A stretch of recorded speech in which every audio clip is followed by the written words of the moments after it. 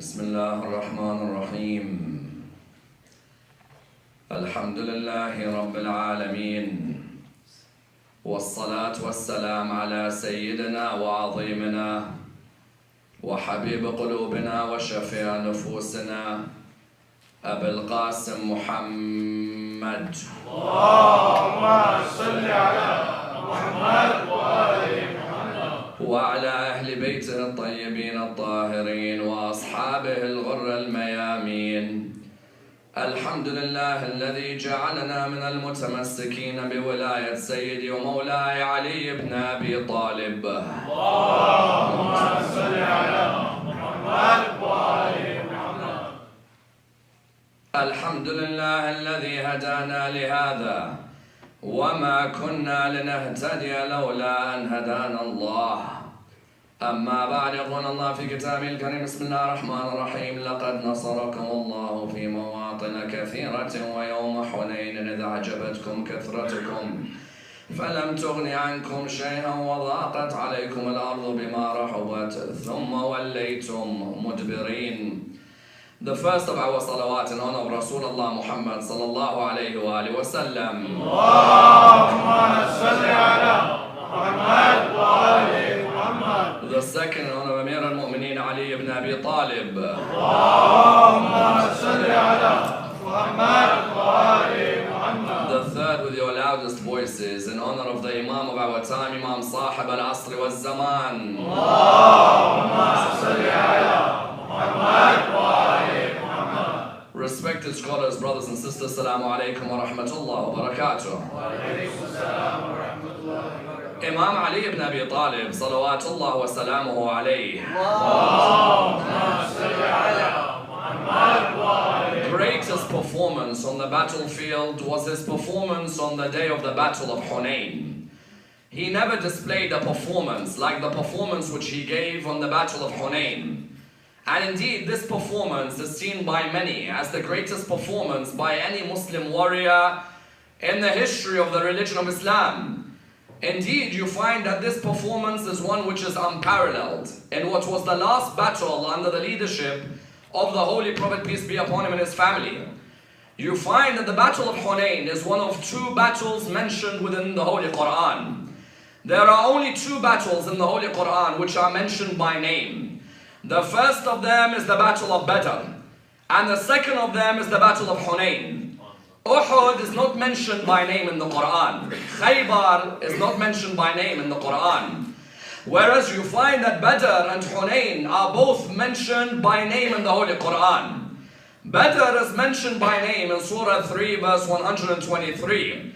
When Allah subhanahu wa ta'ala says, لَقَدْ نَصَرَكُمُ اللَّهُ بِبَدْرٍ وَأَنْتُمْ أَذِلَّةٌ. Allah subhanahu wa ta'ala gave you victory at Badr when you are small in number and weak. And the second battle mentioned by name in the Quran is Hunayn. In this verse, Surah 9 verse 25, you find that Allah subhanahu wa ta'ala says, لَقَدْ نَصَرَكُمُ اللَّهُ فِي مَوَاطِنَ كَثِيرَةٍ وَيَوْمَ حُنَيْنٍ. Allah gave you victories in a number of wars and in the day of Hunayn. You find that if Allah mentions a particular battle by name, it highlights that this battle has to be examined in depth, no doubt. Because Allah subhanahu wa ta'ala could have mentioned all the other battles by name, but He decides to mention the first battle of Islam and the last battle of Islam by name. When He mentions the first and the last by name, you find therefore that the event of Hunayn, without a doubt, was a battle of the utmost importance. But when He concludes the ayah, Allah highlights the importance of the stand of Ali within this ayah. Why? Because the ayah says, لَقَدْ نَصَرَكُمُ اللَّهُ فِي مَوَاطِنَ كَثِيرَةٍ وَيَوْمَ حُنَيْنٍ إِذْ أَعْجَبَتْكُمْ كَثْرَتُكُمْ. On the day when your numbers made you proud. فَلَمْ تُغْنِ عَنْكُمْ شَيْئًا. And your numbers were of no avail to you. وَضَاقَتْ عَلَيْكُمُ الْأَرْضُ بِمَا رَحُبَتْ ثُمَّ وَلَّيْتُمْ مُدْبِرِينَ. The earth became tight for you and you ran away from that battle. On that battle, the Battle of Hunayn, the number of companions who ran away that day made it clear, without a doubt, that Ali ibn Abi Talib had a special position within the religion of Islam. That there's no doubt. Because when you see the number of companions who ran away on that day, it's highlighted that Amir al-Mu'mineen had a particular position. A position where on that day he remained firm and highlighted his loyalty and his bravery towards the religion of Islam. Therefore you found that Imam Amir al-Mu'mineen's exploits on the day of Hunayn would be remembered by Muslims forever. In which way? You'd find that later on in the du'as of Ahlul Bayt, there would be a mention of the day of Hunayn and Ali ibn Abi Talib. In the khutbahs, you'd find that the Ahlul Bayt would mention the day of Hunayn. Therefore you found that in the 8th year after Hijrah, 3 years before Rasulullah died, at the age of 30, Imam Ali ibn Abi Talib gives his most outstanding ever performance. If you were to ask many people, what do you know of Ali's outstanding performance? Those who would have heard my lectures would have said, well, Badr was great, Uhud was great, Khandaq was great, Khaybar was great. No doubt none of them come an inch near his performance on the day of Hunayn. If you understand what he did on the day of Hunayn, you'll realize that those battles don't come anywhere near his performance on that day. The day of Hunayn remains solely for the son of Abu Talib. Therefore, I'd like to examine his performance on that day in order that we're able to understand the exploits and the bravery that he displayed. And I'd like to do this in the following stages. Number one, what made the Holy Prophet come to conquer Mecca, considering he had signed a peace treaty at Hudaybiyah a couple of years earlier?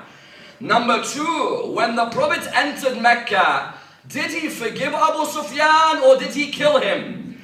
Number three, when the Prophet left Mecca, did he appoint someone as his successor or did he leave it for the people to decide who succeeds him in Mecca? Number four, which two famous Arab tribes said, if the Arabs of Mecca want to give in to Muhammad, we the two Arab tribes will never give in to him. If he wants to, let him show his bravery and come and fight us on our land. Number five, how did Khalid ibn al-Walid miscalculate the way to fight the Arabs of the mountains?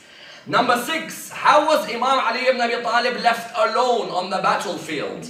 And what did he say the moment he realized there was only 7 around him against 4,000 of the opposition?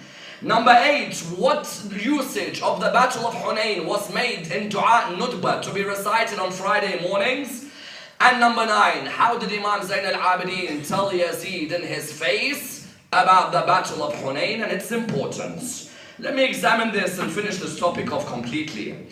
Many people ask the question that how is it that the Holy Prophet went to enter Mecca, considering 2 years earlier he had signed a treaty of peace with the Meccans? We know very well that when the Hudaybiyah treaty was signed, how many years was the peace between the Meccans and Rasulullah? 10. The Holy Prophet had said, for 10 years there's going to be peace between the Meccans, the Quraysh, and between his lot in Medina, the Muslims. You found therefore the Prophet had no intention of ever conquering Mecca in that way. The Prophet, however, wanted to make sure that their hypocrisy was exposed, yes? He said to them, do you agree that if I don't come in and fight you, do you agree for 10 years there'll be peace? They said yes. He said, okay, very well. Then I will not come in, you continue to live in Mecca, we'll live in Medina. The Meccans saw that the Muslims were defeated a couple of years after Hudaybiyah at the Battle of Mu'tah. I don't know how many of you here have been to the ziyarah of Ja'far al-Tayyar in Jordan. Those of you who have been to the ziyarah of Ja'far al-Tayyar in Jordan, Ja'far al-Tayyar is buried in Mu'tah. Mu'tah, Ja'far al-Tayyar, Abdullah bin Rawaha, and Zayd bin Haritha were killed in Mu'tah. When they were killed in Mu'tah, the Christians had annihilated the Muslim army. And Khalid and Walid came back without any victory whatsoever. When the Meccans heard this, they thought, you know what? If the Muslims have just been defeated at Mu'tah, that means Muhammad is not as strong as he thinks he is. So why don't we now begin to break the treaty and begin to kill his people one by one? What they did was that any Muslims who were present in Mecca, they'd ambush them in the middle of the night and kill them. When they'd ambush them, the news reached Rasulullah. Rasulullah said, are you telling me the Muslims are being killed? They said, yes. He said, which Muslims are being killed? They said, from the Banu Khuza'ah. He said, so they broke the Hudaybiyah treaty? He said, yes. He said, very well, that's it. I made a peace treaty with them. The idea of the peace treaty was what? Was that we're going to enter Mecca to perform our Umrah. But the idea was also that there wasn't going to be any killing between us. When the Holy Prophet realized that they had killed the Muslims, he turned around to the Muslims in Medina. He said, are all of you coming with me to Mecca? I am not going there anymore to make a treaty. This time, I enter Mecca. And this time, the banner of Islam will be on the Kaaba. And this time, Adhan will be recited by Bilal.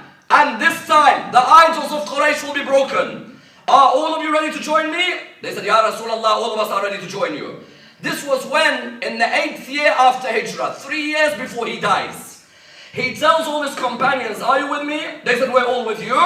He marched down to Medina with 10,000 companions. When he marched down to Mecca with 10,000. When he marched down to Mecca with 10,000 companions, as they were leaving in the month of Ramadan, they were actually leaving on the 8th of Ramadan, they got to Mecca. When they got to Mecca, Rasulullah told them to all light fires on the outside, so that as if their tents would have light so that they could see.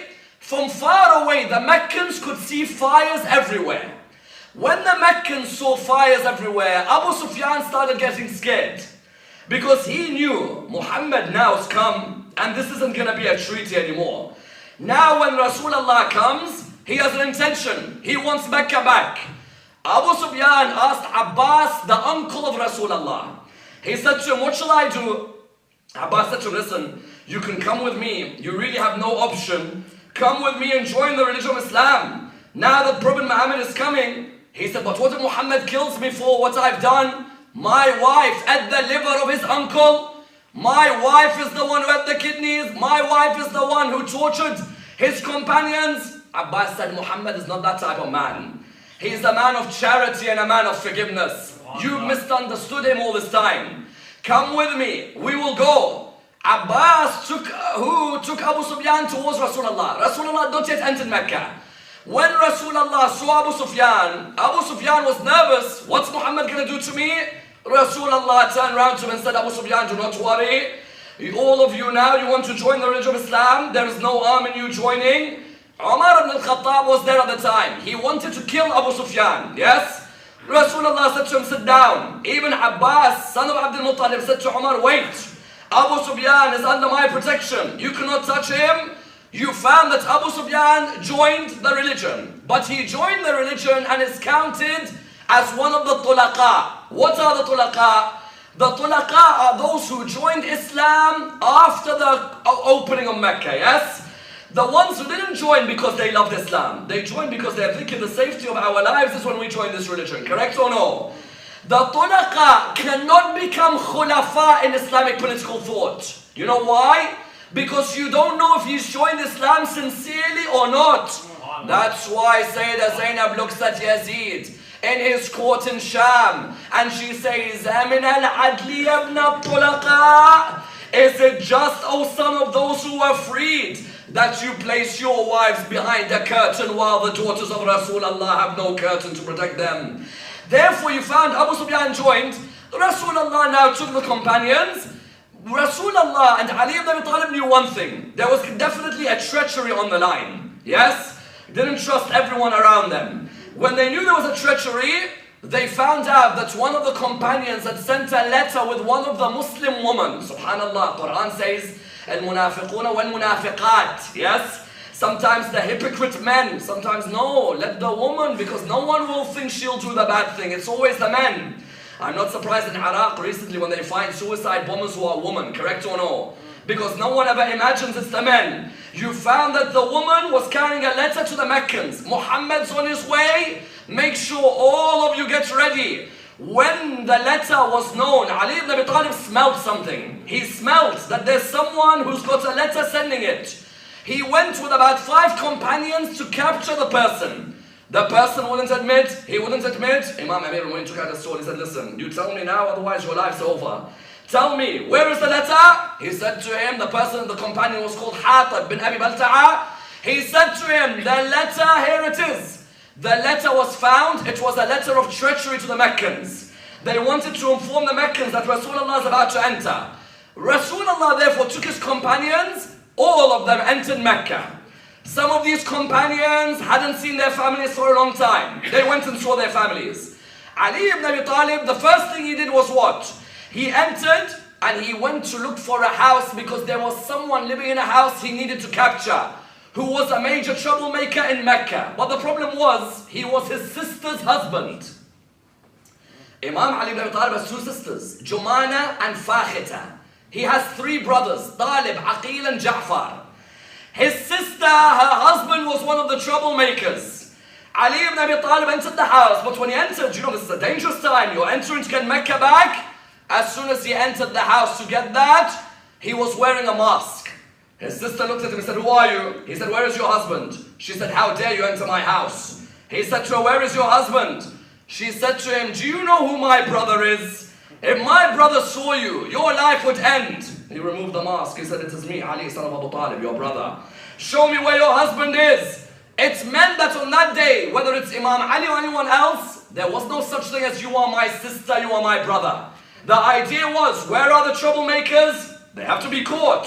When they were caught, all these troublemakers, when Rasulullah entered Mecca, you found the announcement was made. The announcement, Abu Sufyan had said to the people, you know what? Hide in your houses, do not fight. Muhammad has come with peace. Hind, his wife, came out.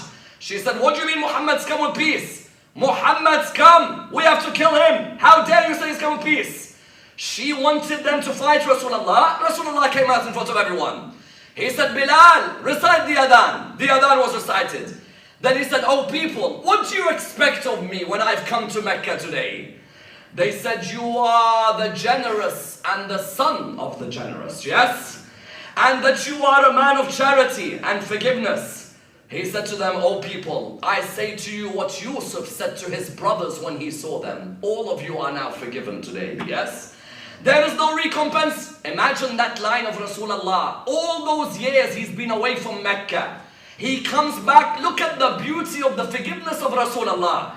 How many of us, when people have wronged us in the community, someone comes and says, listen, let's bygones be bygones. Forget about this. Let's reconcile. No.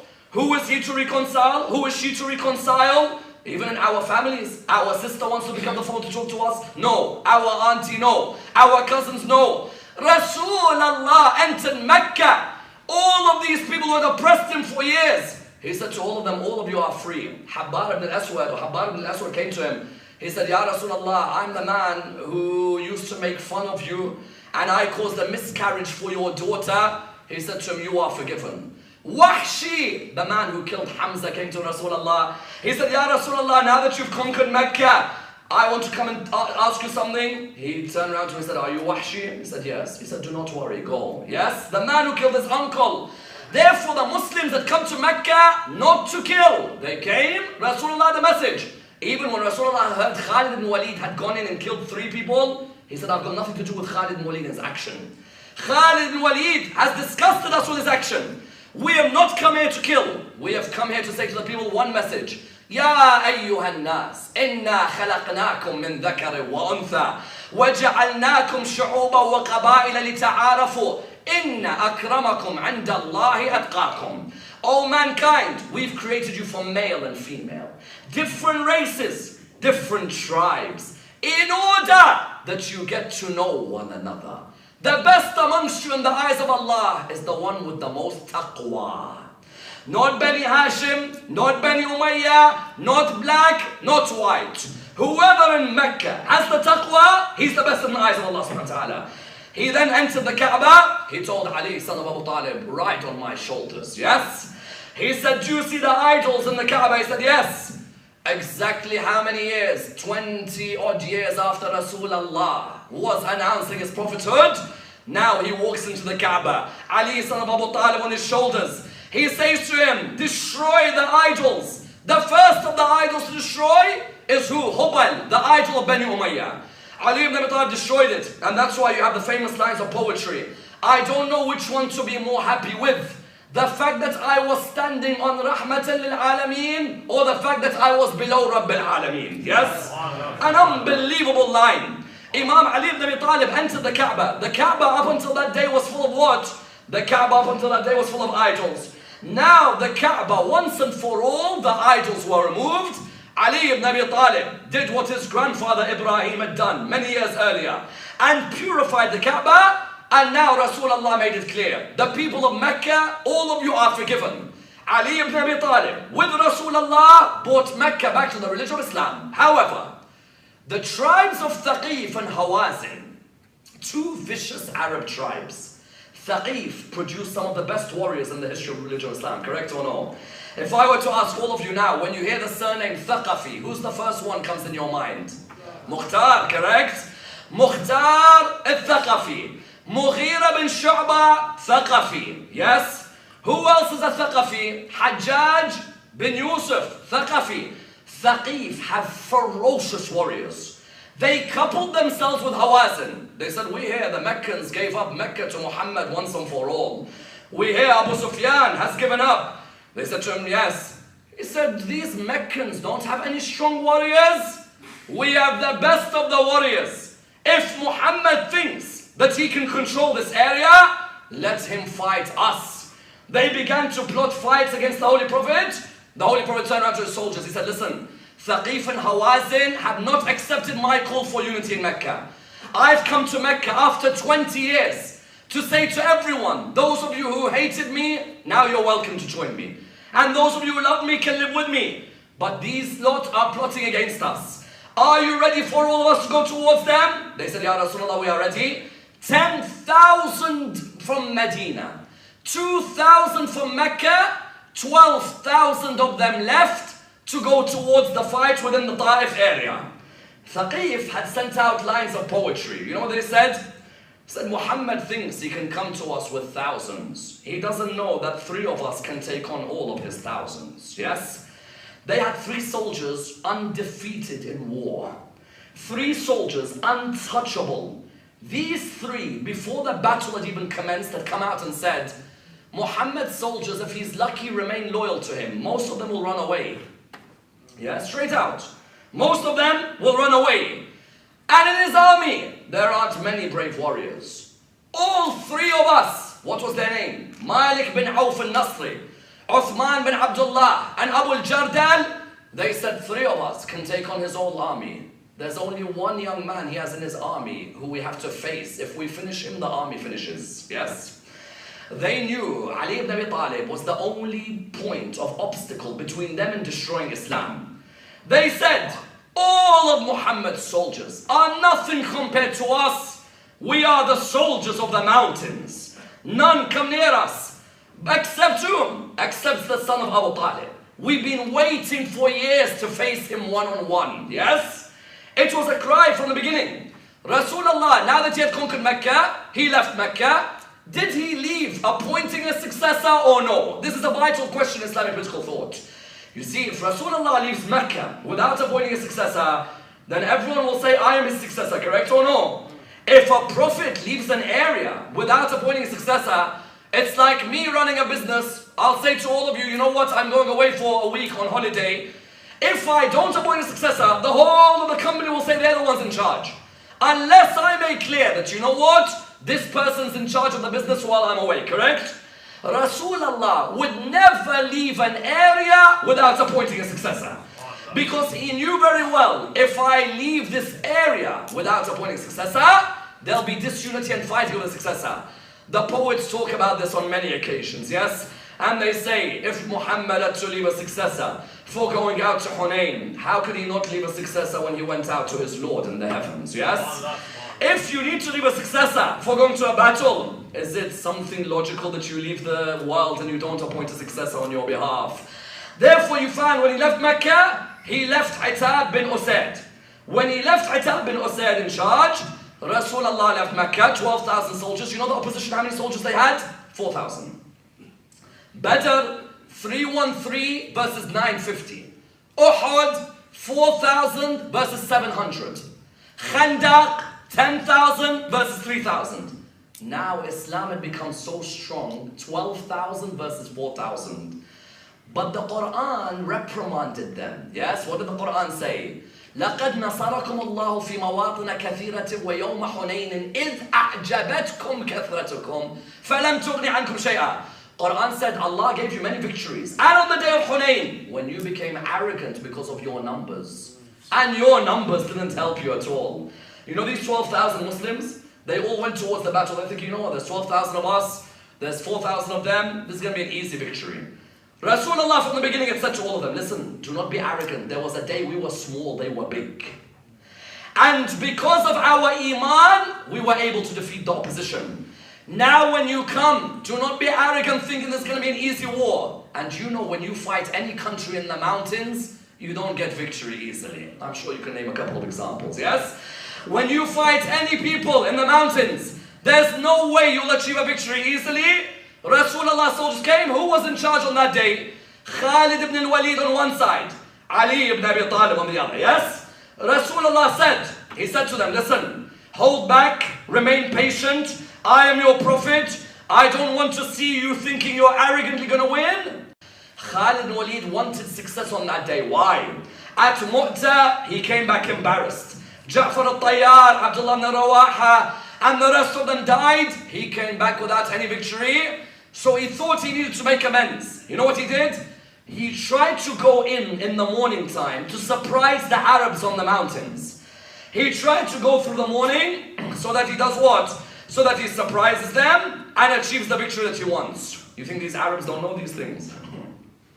Malik bin Auf al-Nasri, Uthman bin Abdullah, Abu Jardal were waiting. Why? They want you to come through the narrow pathway of the mountains. Because in the narrow pathway you're coming through, you can't see the soldiers coming down from the mountains, can you? They came down in the morning through the narrow pathway. As they were coming through the narrow pathway, the thousands of the soldiers of Thaqif and Hawazin came down the mountains. When they came down, 12,000 Muslim soldiers. I beg you, listen to all of this. They tell me I have to respect every companion who lived with the Prophet Muhammad.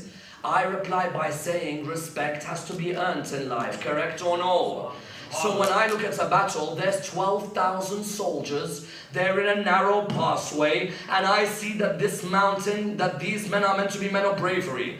12,000 soldiers saw the Arabs running down on them from Thaqif and Hawazin. Do you know how many soldiers remained from those 12,000? 8. 11,992 ran away. 8 were now to face 4,000. The Quran says it. I don't say it. You know what the Quran says?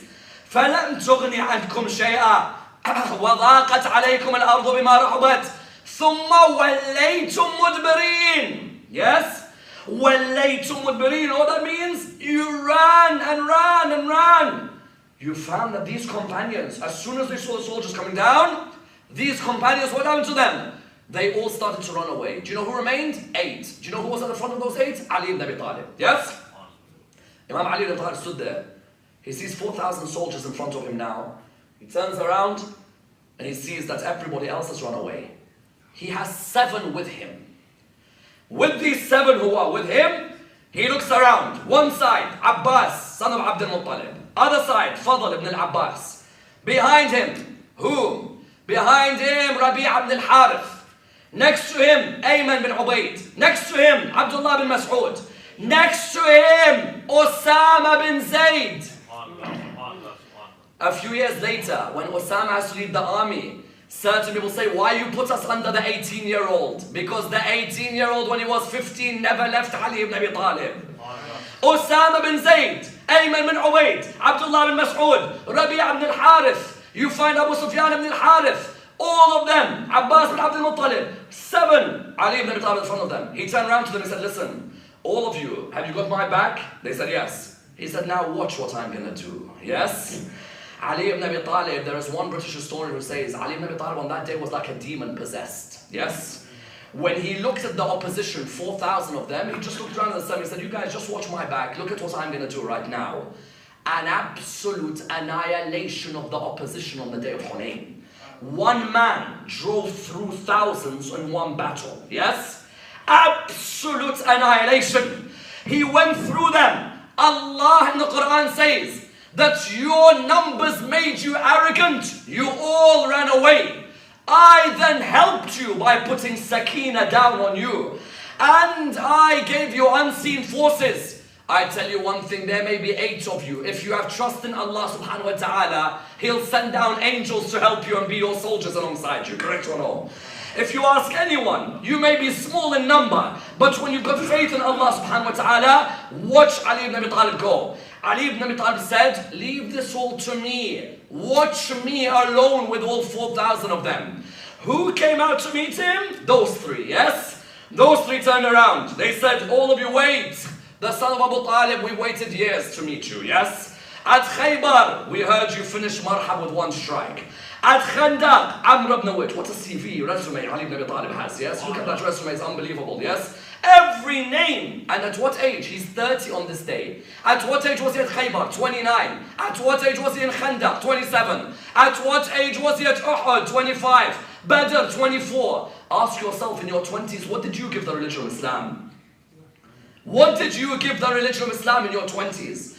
That today you find people walking around their mosques, proud. I have done X and I have done Y. Habibi, in your 20s, what did you give to Islam? Don't tell me I became religious in my 40s and my 50s. A Muslim is not someone who waits for Hajj or waits for marriage to become religious. A Muslim looks at the son of Abu Talib in his 20s and says, I want to be like my role model, yes? From a young age, a person sees Allah opening the doors for him, allowing him to sleep in the bed of Rasulullah on the night of Hijrah, giving him victory at Badr, the heavens saying there is no sword but his at Uhud. The son of Abu Talib came out, Malik bin Auf, Abu Jardal, Uthman bin Abdullah, all 3 of them. Then 2 of them came out. They said, it's a double combo between the 2 of us and you. We hear that as a swordsman, you're the greatest warrior Arabia's seen. But we see ourselves as the greatest warriors in Arabia's history. So today, that statistic has to change, yes? Either one of us is going to remain alive. He said, are you both ready for me? He said, yes. Within a few seconds, the narrators of hadith say, Ali ibn Abi Talib not only had got one of their swords, but now with 2 swords in his hands, cuts both their heads in one piece, yes? Both of them go on the ground. Both of them finished. He looked towards the opposition. The opposition saw him. They said, if the son of Abu Talib just killed our commanders, there's absolutely no way we're going to finish him. He was able to take the flag of the religion of Islam. And you know when those companions ran away, and by the way, the books mention their names, yes? If you want to, you can go and see who ran away, yes?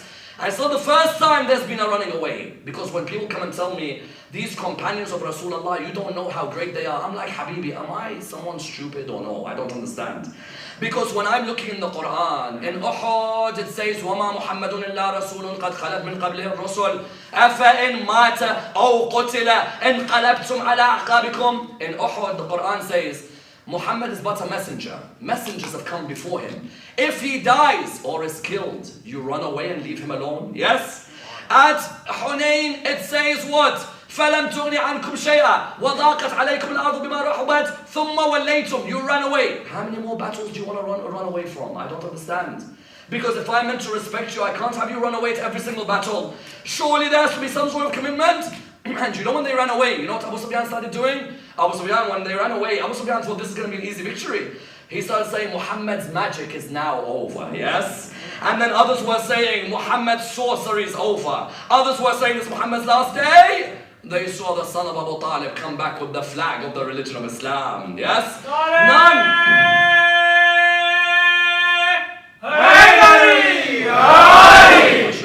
None could come near Ali ibn Abi Talib's performance on that day. He came back. 4,000 had fought 8 men of the religion of Islam, yes? It went to show you, Islam wasn't about the quantity, it was about the quality of the believers, yes?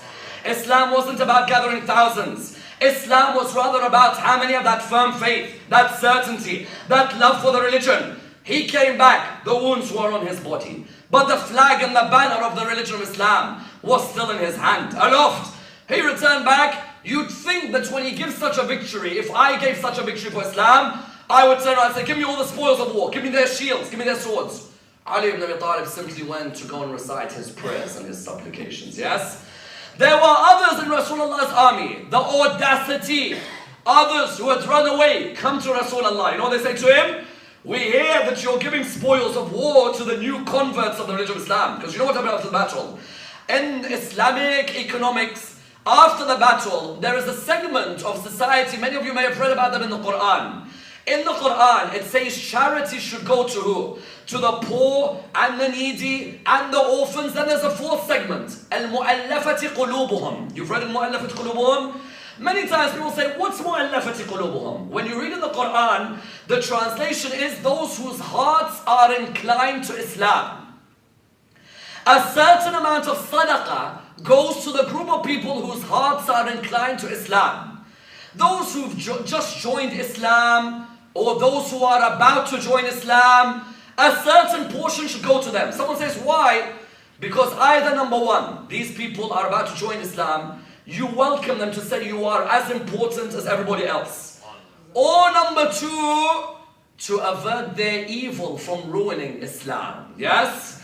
Because after Hunayn, when a certain amount of the spoils went to Abu Sufyan, you found certain people turning around to Rasulullah. They said, how dare you give these new Muslims more than us? As if they had given victory to the Muslims. Half of them had run away.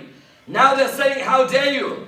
One of them, Hurquz bin Zuhair al-Tamimi, came to Rasulullah. He said, what's this? You give more to others. You're a man of injustice. Half of you have just run away from war. And now you have the rudeness to call Rasulullah a man of injustice. And then Rasulullah says, do not worry, be patient. That man, just be patient with him. Later on, that man fights Ali ibn Abi Talib at Nahrawan. That's one. Others, Rasulullah had given them a certain amount. The companions would come and complain. Rasulullah says a line I will never forget. It's in Sahih al-Bukhari, on the chapter of those whose hearts are inclined to the religion of Islam. You know what Rasulullah said? May Allah bless Nabi Musa alayhi salam. He faced more difficulty with his companions than I did with mine. Imagine what stage Rasulullah reaches. That number one, that is how saddened he is. Number two, he remembers Nabi Musa and says, if you think these companions are giving me trouble, Nabi Musa had more, of course. His companions ended up worshipping the calf. But what do you find? You find Imam Ali ibn Abi Talib had given victory to the religion of Islam. Did Imam come to Rasulullah and say, give me my spoils? Give me my booty? Give me the sword? Not at all. Imam Ali ibn Abi Talib had not asked for anything at all. Imam Ali ibn Abi Talib simply went back towards what he was doing. Rasulullah distributed what he distributed, and the Quran mentioned the victory on the day of Hunayn. Was the Quran the only book to mention this? No. Ahlul Bayt never ever forgot the victory on the day of Hunayn. That there's no doubt about. When you read the hadiths of Ahlul Bayt and the du'as of Ahlul Bayt, you find that the Ahlul Bayt themselves never ever forgot the role of the day of Hunayn. Because the day of Hunayn earmarked Ali ibn Abi Talib clearly as the man who remained loyal more than any other companion of Rasulullah. When 11,000 men run away and all claim to love you, and one man stays with 7 soldiers, it's highlighted his passion and his dedication to the religion. Therefore you found the Ahlul Bayt. Where did they remind us of the day of Hunayn? The first time they reminded us of the day of Hunayn was in Dua Nudba. Yes? Dua Nudba, try and recite Dua Nudba every Friday morning. That dua is your salutations to the 12th Imam of your time, Imam Sahib al-Asr wa zaman.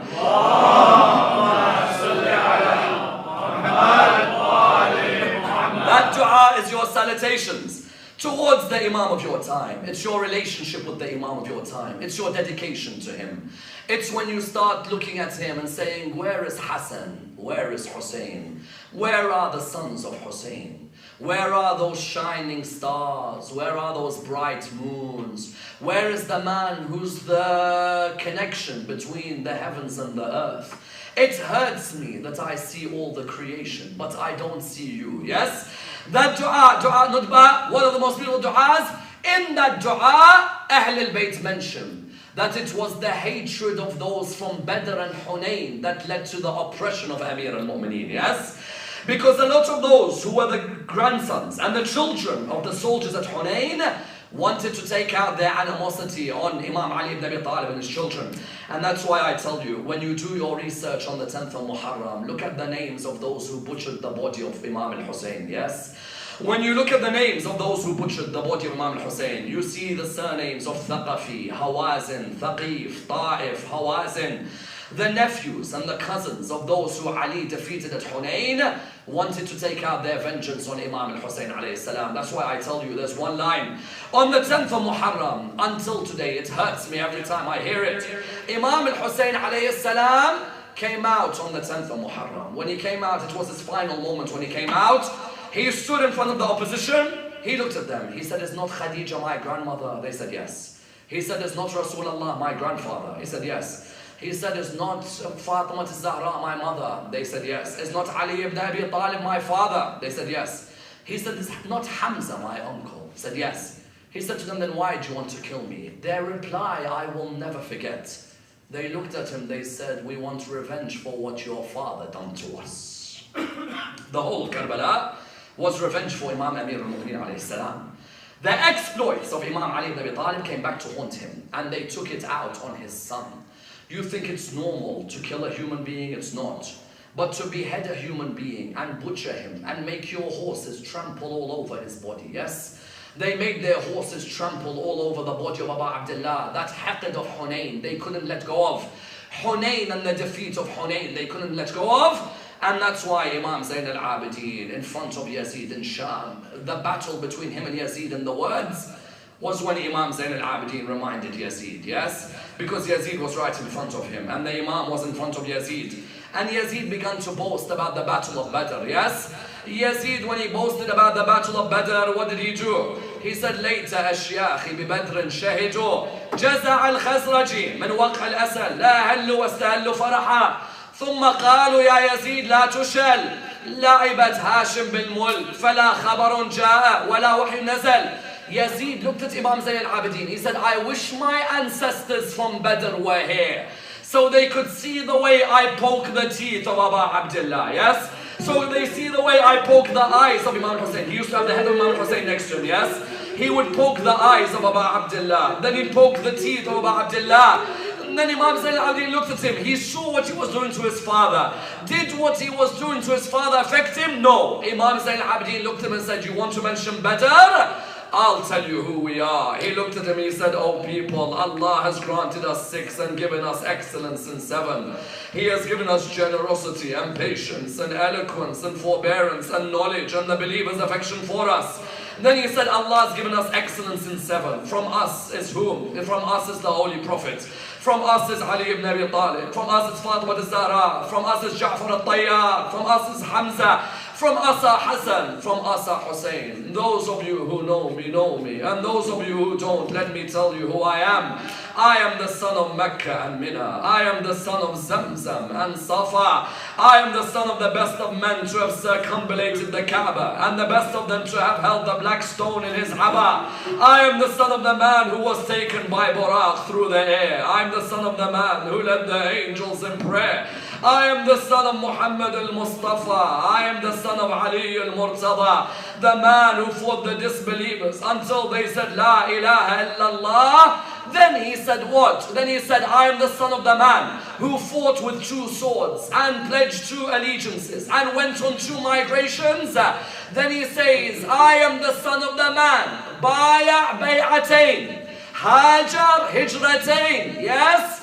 Then Al-Ibn man qatala bi Badr wa Hunayn. He said, oh Yazid, I am the son of the man who went on 2 migrations, who pledged 2 allegiances, and the son of the man who fought at Badr and Hunayn. He made sure Hunayn was mentioned in front of Yazid to remind him that just in case you try and finish the fada'il, the merits of my grandfather Ali ibn Abi Talib, then I will use your country to narrate his merits. I am the son of the believers, pious one, the descendants of the Prophet, annihilator of the polytheists, commander of the faithful, glory of the worshippers, honorable of the criers. I am the son of the man who was the first to come towards the call of Allah and His Prophet with no precedence before him. I am the son of the man who was the best in prayer and the best in fasting. I am the son of the man who was assisted by Jibreel and Mikael. I am the son of the man who was the arrow of Allah targeting the hypocrites and the garden and the treasurer of His wisdom. I am the son of the lion of Iraq and the master of Hijaz. I am the son of a Badri and a Uhudi and a Khifi and a Aqabi and a Muhajiri.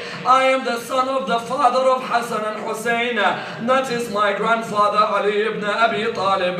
Then he said, I am the son of the lady who was deemed pure on the earth. I am the son of Fatima al-Zahra alayhi salam. And then he said, I am the son of the man whose body lies alone on the ground in Karbala with the wildebeest surrounding it.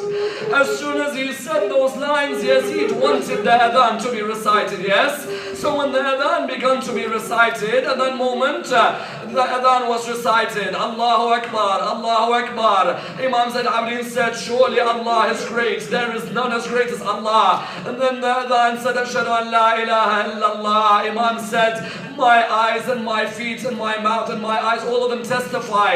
And then there is no God but Allah. Then he said, Ashhadu anna Muhammadan Rasulullah. He looked and he said, oh Yazid, is Muhammad your grandfather or is he mine? If you claim that he is your grandfather, then you are lying. But if you know that he is mine, then why did you kill his grandson on the plains of Karbala? And that's why Imam Zain al-Abidin would never let go of what happened on the 10th of Muharram, yes? To the extent that Imam al-Baqir gives us a narration that hurts all of our hearts. Imam al-Baqir, what does he narrate? He says, when my father Zain al-Abidin was dying of the poison, he said the poison had surrounded his body. May Allah never show you your father in a difficult state, yes? He said that I saw my father, the poison all over his body. He said, Imam al-Baqir said, when I saw him in such pain, I came and I hugged my father's chest. That's what you would do, correct? When your father's in pain, what would you do? You want to come and embrace your father. You want to come and hug his chest. He said, when I hugged my father's chest, my father began to cry in a way I've never ever seen him cry. He said at that moment, I said to him, Father, in a moment you'll see Rasulullah. In a moment you'll see Amir al-Mu'mineen. In a moment you'll see Fatima al-Zahra. In a moment you'll see Imam al-Hassan. In a moment you'll see Imam al-Hussein. He said to him, Father, why do you cry when I embrace your chest? The reply is one that hurts the heart. He said to him, oh my son Muhammad, I cry because when I am dying you are on my chest. Whereas do you know who sat on the chest of my father Aba Abdullah when he lay on the ground?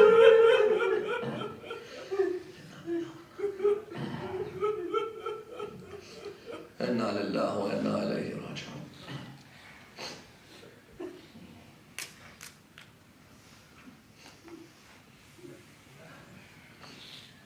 We pray to Allah subhanahu wa ta'ala to raise us with Muhammad and Al Muhammad. Ya Allah, raise us with the Imam of our time, Imam Sahib al-Asr al-Zaman. Ya Allah, allow us to be amongst his companions and those who follow his message.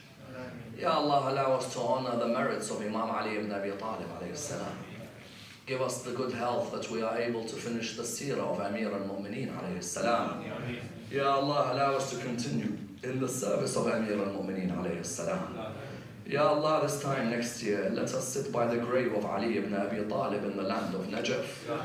Ya Allah, let our cheeks rub on the grave of Imam al-Hussein in Karbala. Ya Allah, for our brothers who are not feeling well, may Allah subhanahu wa ta'ala provide them with strong health and allow them to recover. Our brothers Haji Saftar, Haji Shaini, Ya Allah, allow them to return back to full recovery, inshaAllah. Let's pray with the ayah of health and recovery and removal of all calamities. Bismillah ar-Rahman ar-Rahim. Amma yujibu al-mustarra idha da'ahu wa yakshifu as-su'. أما يجيب المضطر إذا دعاه ويكشف السوء أما يجيب المضطر إذا دعاه ويكشف السوء أما يجيب المضطر إذا دعاه ويكشف السوء أما يجيب المضطر إذا دعاه ويكشف السوء. Ya Allah, in the name of the one ill at Karbala, Imam Zain al-Abidin, cure all of our beloved ones. Ya Allah, allow us to sit by the grave of Zain al-Abidin in Jannat al-Baqiyah and allow us to receive his wasila in this world and his shafa' in the hereafter. We pray to Allah subhanahu wa ta'ala the Surah al-Fatiha, but before it the loudest of your salawats. Bismillah ar-Rahman ar-Rahim. Alhamdulillahi Rabbil Alameen. والصلاة والسلام على سيدنا وعظيمنا وحبيب قلوبنا وشفيع نفوسنا أبي القاسم محمد. اللهم صل على محمد وآل محمد وعلى أهل بيته الطيبين الطاهرين وأصحابه الغر الميامين. الحمد لله الذي جعلنا من المتمسكين بولاية سيدي ومولاي علي بن أبي طالب. اللهم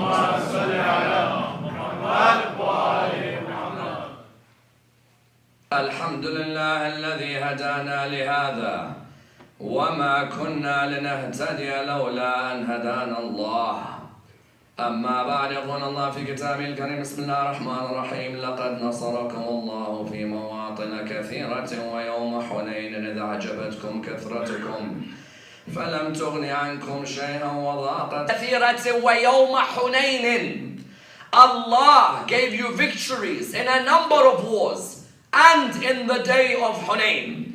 You find that if Allah mentions a particular battle by name, it highlights that this battle has to be examined in depth, no doubt. Because Allah subhanahu wa ta'ala could have mentioned all the other battles by name, but He decides to mention the first battle of Islam and the last battle of Islam by name. When He mentions the first and the last by name, you find therefore that the event of Hunayn, without a doubt, was a battle of the utmost importance. But when He concludes the ayah, Allah highlights the importance of the stand of Ali within this ayah. Why? Because the ayah says, لَقَدْ نَصَرَكُمُ اللَّهُ فِي مَوَاطِنَ كَثِيرَةٍ وَيَوْمَ حُنَيْنٍ إِذْ أَعْجَبَتْكُمْ كَثْرَتُكُمْ. On the day when your numbers made you proud, فَلَمْ تُغْنِ عَنْكُمْ شَيْئًا, and your numbers were of no avail to you.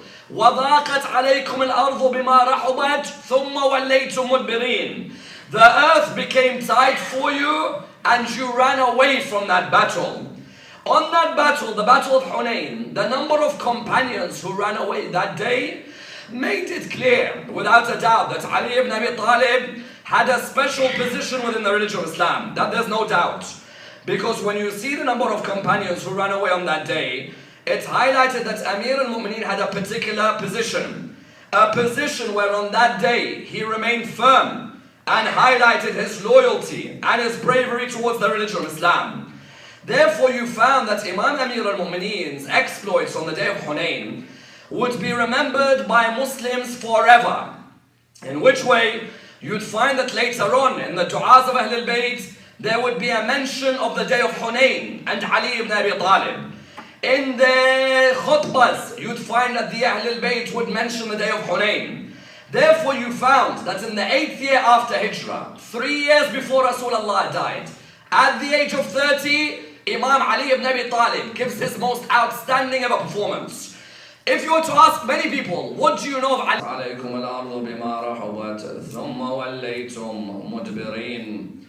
The first of our salawat in honor of Rasulullah Muhammad sallallahu alayhi wa alihi wa sallam. اللهم صل على محمد وآل محمد. The second in honor of Amir al-Mu'mineen Ali ibn Abi Talib. اللهم صل على محمد وآل محمد. The third with your loudest voices in honor of the Imam of our time, Imam Sahib al-Asr wal-Zaman. اللهم صل على محمد وآل محمد. Respected scholars, brothers and sisters, Assalamu alaikum wa rahmatullah wa barakatuh. Imam Ali ibn Abi Talib, salawatullah wa salamuhu alayhi. Greatest performance on the battlefield was his performance on the day of the Battle of Hunayn. He never displayed a performance like the performance which he gave on the Battle of Hunayn. And indeed, this performance is seen by many as the greatest performance by any Muslim warrior in the history of the religion of Islam. Indeed, you find that this performance is one which is unparalleled in what was the last battle under the leadership of the Holy Prophet, peace be upon him, and his family. You find that the Battle of Hunayn is one of 2 battles mentioned within the Holy Quran. There are only 2 battles in the Holy Quran which are mentioned by name. The first of them is the Battle of Badr, and the second of them is the Battle of Hunayn. Uhud is not mentioned by name in the Quran. Khaybar is not mentioned by name in the Quran. Whereas you find that Badr and Hunayn are both mentioned by name in the Holy Quran. Badr is mentioned by name in Surah 3 verse 123. When Allah subhanahu wa ta'ala says, لَقَدْ نَصَرَكُمُ اللَّهُ بِبَدْرٍ وَأَنْتُمْ أَذِلَّةٌ. Allah subhanahu wa ta'ala gave you victory at Badr when you are small in number and weak.